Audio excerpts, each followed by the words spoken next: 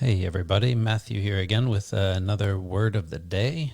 Today's word is God. As a teacher of ancient texts and literature, I often am asked, where does God come from? And my answer is always, well, I don't know, but I can tell you about the word. So let's have a look at where God comes from in our Indo-European languages.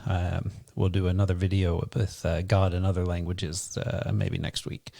So the word God in English is related to the Proto-Indo-European root gau or gut. So we'll look at that first. The root gut or gau has to do with calling. So it's to call upon, or in the gut form, probably called upon or invoked. So it seems like a pretty obvious connection that the one who is called upon is then God. So this development from Proto-Indo-European to Proto-Germanic, which is the mother language for all of the Germanic languages, gave us the word Guthon or Gutan. And Gutan became in English God, but also the word giddy is related to this God. So giddy originally meant something like filled with God or something like that. So it made you all happy and excited. In German, Gott, and in Scandinavian languages, Gud, through the Norrand Guth. So these are all related to this idea of to be called upon. And this meaning is more or less lost to us now as we think of it just as God being the divine being or whatever. So that's an interesting development. But we all know that there are other words for God in other in other Indo-European languages, in other European languages especially. We can see a development in Latin and in, for example, Spanish and French that goes in a different direction, has a different Proto-Indo-European root. So this is the Proto-Indo-European root Dieu, which those who speak French will automatically understand. This is related to Dieu. So when we look at this Dieu root in Proto-Indo-European, when it goes to Greek, it is actually a development from Dieu. It becomes Z. And this is then the root for Zeus in Greek. So the god Zeus has its background in this word. The Latin Deus, which is the common word for God in Latin, is also from the same root. So Deus and Zeus are the same etymological word. And Deus in Latin then became the Romance language go-to word for God, which is Dieu in French, or Dios, or the related words. Now, this came into English in a slightly different way, and the Proto-Germanic root that's related to this word is tiwas. And this in Old English was tu, which is the same as the as the Norrant, the Old Norse word Tyr, the god Tyr, which became the basis for the English Tuesday, and then the Scandinavian Tirsdag. So that's the way in which this Dieu root from Proto-Indo-European that's related to Deus and Zeus came into the English language. The Latin also had a separate derivation from this Proto-Indo-European root called dies, which is the word dia or jour, meaning day.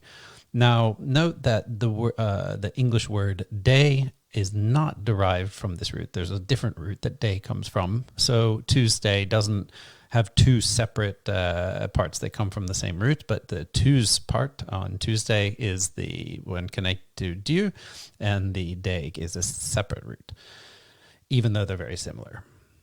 And the meaning of this root is then to shine.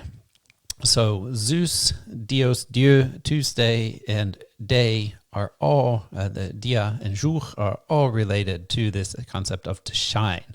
So it's the shininess that is the divine.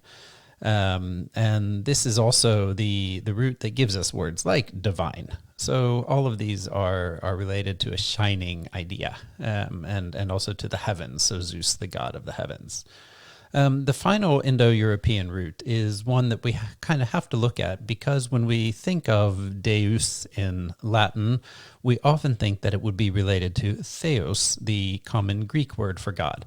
But it is in fact not related. Zeus is the cognate, the related word to Deus, and Theos has its own etymology, coming from the Proto-Indo-European root de or deis, meaning to do. So let's look a little bit more at that. So de or deis, meaning to do, became in Greek theos, which is then in the English words like theology, theologian, all of that. That theo is the Greek word God, which is used. In Latin, the aspirated d, the de, became a f, and so we have the word like festus. In Latin is the basis for words like festival and festivities and all that in English, and this is a cognate to theos in Greek.